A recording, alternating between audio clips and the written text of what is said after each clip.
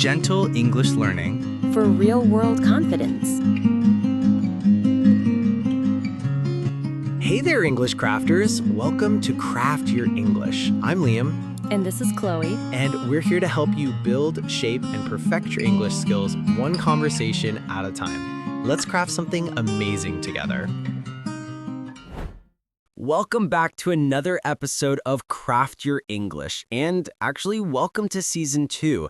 We're really excited to be back with you for a whole new series of conversations. We are, and we're kicking things off with a topic that I think hits close to home for a lot of our listeners, money, specifically how we talk about money in English. Right, and I want to be clear from the start, we're not financial advisors here. This isn't about telling you exactly what to do with your money. What we're doing today is building your financial vocabulary so you can have these conversations confidently in English. Exactly, because here's the thing. Whether you're living in an English-speaking country, working with international clients, or just consuming English content about personal finance, you need to understand this language. It's everywhere. It really is, and what we've noticed is that a lot of English learners can talk about complex topics, philosophy, technology, culture, but when it comes to practical money conversations, they freeze up. The vocabulary just isn't there. And that's what we're crafting today. Think of it like building a financial vocabulary toolkit. We're going to hand you the essential words and phrases so that when someone says, "I'm trying to stick to a budget," or "I'm thinking about investing," you know exactly what they mean and how to respond. Perfect metaphor. So today we're going to explore common money conversations, break down the key vocabulary, and help you feel comfortable discussing your financial goals and habits, all in natural, everyday English. Let's dive in.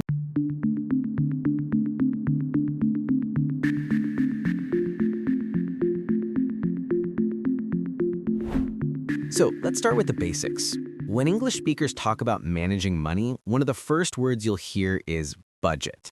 Now, you probably know this word already, but do you know how we actually use it in conversation? Good question, because budget is both the noun and the verb, and we use it all the time in different ways.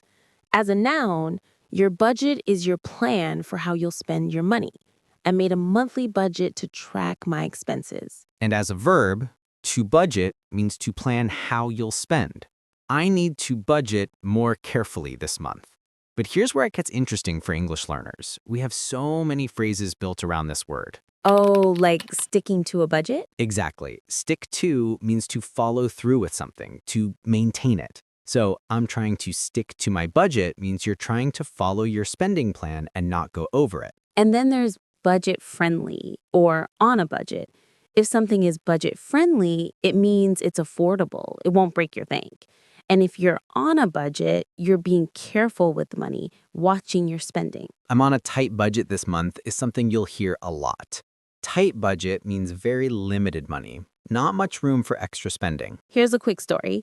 When I first moved abroad, I was definitely on a tight budget. I remember going to meet new friends for dinner, and someone suggested this really nice restaurant. I had to say, "That sounds amazing, but I'm on a pretty tight budget right now. Could we do something more budget-friendly?" And that's a perfect, natural way to express it. You're being honest about your situation without making it awkward. Exactly. And people appreciate that honesty. Money conversations don't have to be uncomfortable if you have the right language. Let's break it down nice and simple. When we talk about money management, we're really talking about three main activities: earning, spending, and saving. And each one has its own vocabulary ecosystem. Ooh, I love that. Vocabulary ecosystem. That's very you, Liam. What can I say? But it's true. Let's start with earning. When you earn money, you might talk about your income. That's all the money coming in. Your salary, if you have a regular job, or your wages if you're paid by the hour. And then there are the British versus American differences here, right?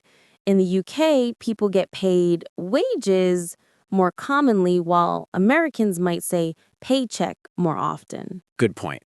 I get my paycheck every 2 weeks is very American. In the UK, you might hear I get paid monthly or payday is Friday. Now, spending. This is where things get interesting because English has so many ways to describe how we spend money, and they all have slightly different feelings. Right. You can spend, pay, buy, purchase, but also splurge, shell out, fork over, blow money. Whoa, slow down. Let's unpack those because they're not all the same. You're right. So spend and pay are neutral. I spent $50 on groceries, or I paid $50 for groceries. Same meaning, neutral tone. Purchase is more formal. You'd see it in business context or formal writing. I purchased a new laptop for work. But splurge, now that's got personality. When you splurge, you spend more than you normally would on something special. Maybe something you don't really need, but really want. I splurged on a nice dinner for my birthday. There's this sense of treating yourself, maybe even being a little indulgent. And then we have the more negative or informal expressions. Shell out and fork over both suggest you're spending money reluctantly, maybe more than you want it to. I had to shell out $200 for car repairs. You're not happy about it. Exactly. And blow money, that's definitely negative. It means to waste money, to spend it carelessly on things you shouldn't. He blew all his money on video games. This is so important for English learners because if you only know spend, you're missing all this nuance. The word you choose tells people how you feel about the spending. Absolutely. And that brings us to saving, which is really where the interesting conversations happen for young adults trying to build financial literacy. Yes, because this is where we get into goals and future planning, which is what most personal finance content in English is all about. So the basic verb is save. I'm saving money for a vacation. Simple enough.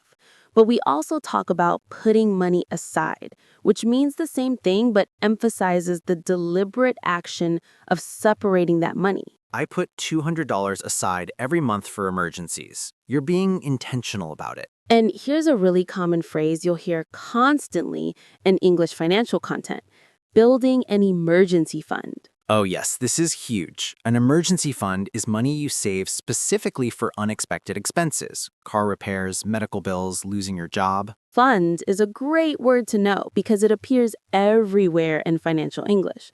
It can be a noun, a pool of money saved for a purpose, or a verb. To fund something means to provide money for it. I'm funding my own education, or this project is funded by donations. Now, once you've got some money saved, you start hearing about investing.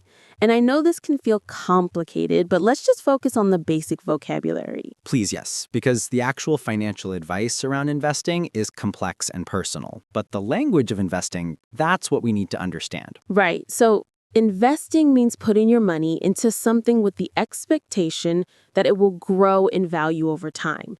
You might invest in stocks, shares of companies, or bonds, real estate, index funds. And you'll hear people talk about returns. That's the profit you make from an investment. I got a 7% return on my investment last year. There's also interest, money you earn on savings accounts, or money you pay when you borrow. My savings account earns 2% interest versus my credit card charges 18% interest. That difference is crucial. Interest can work for you or against you, depending on whether you're saving or borrowing. Exactly. And speaking of borrowing, that's a whole nother vocabulary area. Loans, debt, credit, mortgages. Should we save that for another episode? Probably a good idea. We're building a toolkit here, not a dictionary. Phrase builder. All right, today's phrase is one you'll hear constantly in financial conversations: to make ends meet. Ooh, this is a good one. To make ends meet means to have just enough money to pay for your basic necessities: rent, food, bills. You're managing, but there's not much left over. The phrase comes from accounting, where ends referred to the end of your income and the end of your expenses. When they meet, you're breaking even, not going into debt, but not saving much either. Here's an example. After I pay rent and utilities, it's hard to make ends meet on my salary. You're surviving, but it's tight. Or many families are struggling to make ends meet with rising prices. What I love about this phrase is that it's not dramatic. It's not saying someone is broke or in crisis. It's saying things are tight, money is limited. It's honest without being negative. And it's extremely common in English, so you'll hear it in news articles, conversations, even in song lyrics. It's one of those phrases that just sounds natural and native when you use it. Perfect for today's topic. Let's get back to our conversation. So we've been talking about the vocabulary of earning, spending, and saving, but let's talk about how these financial conversations actually happen in real life. Yes, because it's one thing to know the words, but another thing to feel comfortable using them in actual conversations with friends, colleagues, or when you're reading financial content. Right. So imagine you're with friends and someone suggests going on a trip together. This is where financial English becomes very practical and social. Okay, so someone says, let's go to Barcelona for a weekend. And maybe you're interested, but you need to know the cost first. How do you ask about that naturally? You could say, that sounds amazing. What's the budget looking like? Or what are we looking at cost-wise? Cost-wise is great because it's casual but clear. Or you could say, how much do you think it would cost per person? And if it's too expensive for you right now, you have options for how to express that. You could be direct. That's a bit out of my budget right now. Or softer. I'd love to, but I'm trying to save money this month, or I'm on a pretty tight budget at the moment. The key is that these phrases are polite but honest. You're not making excuses, you're just stating your situation clearly. And here's something interesting. In English speaking cultures, especially among younger people, there's been a shift toward being more open about money. It's becoming less taboo to say, I can't afford that, or that's not in my budget. That's true. 10, 15 years ago, those conversations were more uncomfortable. But now, especially with the cost of living crisis, rising student debt, all of that, people are more understanding and open. Which is actually great for English learners because it means you can practice this vocabulary without feeling awkward. If you're honest and use these phrases naturally, people respect that. Now let's talk about financial goals. This is where your English can really shine because you're talking about the future, your plans, your aspirations. And this is where you'll hear people use terms like short-term goals and long-term goals. A short-term goal might be something you want to achieve within a few months or a year. My short-term goal is to save €1,000 for an emergency fund. And the long-term goal is further out, several years or more. My long-term goal is to buy a house or to retire comfortably. You'll also hear financial independence or financial security a lot. These are broader concepts. Financial independence means having enough money or income that you don't rely on a job or other people. And financial security is that feeling of stability, knowing you can handle unexpected expenses, that you're not living paycheck to paycheck. Paycheck to paycheck is another great phrase. It means you're spending all your income before the next paycheck arrives with nothing left to save. I'm tired of living paycheck to paycheck. I want to build some savings. Here's a personal example. When I was in my early 20s, I was definitely living paycheck to paycheck. I knew I needed to change that, so I started saying to myself and to friends, I'm working on building financial security. Just having that language helped me think about money differently. That's actually a really important point. The language we use shapes how we think. When you start using phrases like building savings instead of just saving money, or investing in my future instead of putting money away, it changes your relationship with money. It sounds more intentional, more purposeful. Exactly. You're not just reacting, you're crafting a financial future. See what I did there? Very smooth, Liam. All right, time to step into our word workshop. We're going to highlight 5 key vocabulary words from today's conversation. Words that you'll hear all the time when English speakers talk about money. Word number 1. Budget. Budget. A budget is a plan for how you'll spend and save your money over a period of time. I created a monthly budget to track my expenses. We need to work within a strict budget for this project. Word number 2, expenses. Expenses. Expenses are the things you spend money on. Bills, food, rent, entertainment. Basically, anything that costs money. My biggest monthly expense is rent. I'm trying to reduce my unnecessary expenses. Word number 3, income. Income. Income is all the money you earn or receive, whether from a job, investments, or other sources. My income increased after I got promoted. They have multiple sources of income. Word number 4, interest. Interest or interest. Interest is the cost of borrowing money or the money you earned from savings and investments. It's usually expressed as a percentage. My savings account earns 3% interest per year. I'm paying too much interest on my credit card debt. And our 5th word, invest. Invest. To invest means to put money into something like stocks, property, or a business with the expectation that it will grow in value over time. I'm learning how to invest in index funds. They invested in real estate 10 years ago. 5 solid words for your financial vocabulary toolkit. Use them, practice them, make them your own. So we've covered a lot of ground today, from basic budgeting vocabulary to how to talk about your financial goals confidently in English. And remember, the goal here isn't to become a financial expert. The goal is to understand and use the English that surrounds money conversations so you can engage with content, talk with friends, and navigate your own financial life in English. Right, because here's the thing, financial literacy is important, but language literacy is what allows you to access all that information.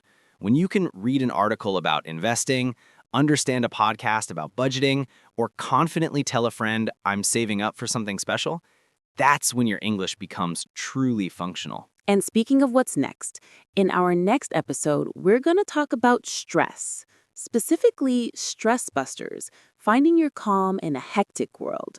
Because let's be honest, money can be stressful, work can be stressful, life can be stressful. So we're going to explore the vocabulary of stress management, relaxation, and mental well-being. That's going to be a great conversation. We'll talk about mindfulness, coping mechanisms, all those words and phrases you need to discuss mental health in English. So make sure you're subscribed so you don't miss that one. And here's our question for you today. What financial phrase or concept do you find hardest to express in English? Drop it in the comments. We'd love to hear from you. And if this episode helped you feel more confident about financial vocabulary, give us a thumbs up. It really helps other English crafters find us. We're so glad to be back for season 2, and we're excited to keep building your English skills with you, one conversation at a time. Until next time, keep crafting, keep growing, and remember, every conversation is progress. That's your dose of English wisdom. Don't overdose. We'll see you next time.